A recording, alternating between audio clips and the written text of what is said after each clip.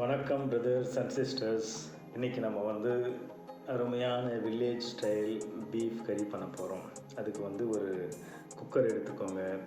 நல்ல டெண்டரான பீஃப் கறி ஒரு 1/2 kg எடுத்துக்கோங்க.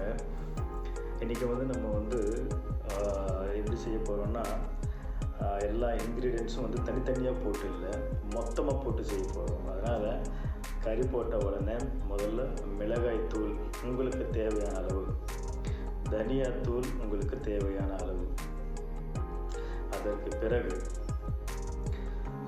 மஞ்சள் தூள் போட்டுக்கோங்க.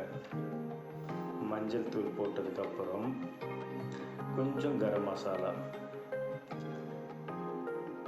இது பிரியாணி மசாலா, வெறும் பிரியாணி மசாலா, அதாவது பட்டை லவங்க ஏலக்காய், அவ்வளோதான். 2 ஸ்பூன் இஞ்சி பூண்டு விழுது. அதற்கு பிறகு என்ன பண்ணுங்கன்னா, உப்பு போடுங்க, கல்லுப்பு போட்டுக்கோங்க, நல்லாயிருக்கும். போட்டதுக்கப்புறம் கொஞ்சம் ஒரு 2 குழிக்கரண்டி எண்ணெய் ஊற்றிக்கோங்க. ஊற்றுனதுக்கப்புறம் கையால் ஜென்டலாக அதை நீங்கள் வந்து மிக்ஸ் பண்ணிக்கோங்க. அதுக்கு முன்னாடி தக்காளி வெங்காயம் போடணும். தக்காளி வெங்காயம், பச்சை மிளகா, ஒரு 4-5 பச்சை மிளகா போட்டுக்கோங்க. தக்காளி வெங்காயம் 4-5 பச்சை மிளகா போட்டுக்கோங்க. கொத்தமல்லி போட்டுக்கோங்க. போட்டுக்கினதுக்கப்புறம் ரொம்ப ஜென்டலாக வந்து நல்லா அதை வந்து மிக்ஸ் பண்ணிக்கோங்க.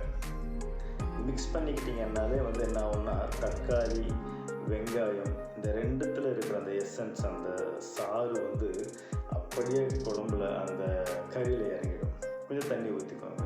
தண்ணி ஊற்றிக்கிட்டு இப்போ டேஸ்ட் பாருங்கள், தப்பே இல்லை. பச்சை கறின்னு சொல்லிட்டு நீங்கள் பயப்பட வேணாம். டேஸ்ட் இதுக்கு பிறகு என்ன பண்ணுங்கன்னா ரொம்ப நல்லாயிருக்கும். குக்கருக்கு பிறகு நீங்கள் என்ன பண்ணுங்கன்னா, விசில் வச்சுருங்க.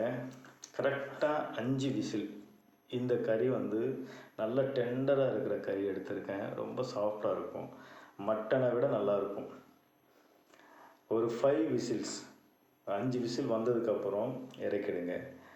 எப்பயுமே வந்து நம்ம வந்து நான் வெஜிடேரியன் செய்யும் பொழுது ஏதாவது ஒரு காய்கறி போடுங்க, அது ரொம்ப உடம்புக்கு நல்லது.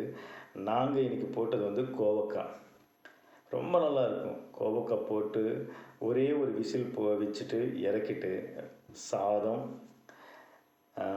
பீஃப் கறி, அதுக்கப்புறம் பாவக்காய் கூட்டு பண்ணாங்க. கொஞ்சம் கசப்பாக இருக்கும், பட் ரொம்ப நல்லா இருந்துச்சு. அப்பளம், பாவக்காய் கூட்டு, அப்புறம் கோவக்காய் பீஃப் கறி. சாப்பிட்டு பாருங்கள், எப்படி இருக்குன்னு சொல்லுங்கள். முடிஞ்சால் லைக் பண்ணுங்கள், ஷேர் பண்ணுங்கள், கமெண்ட்ஸ் பண்ணுங்கள். Thank you very much. God bless you.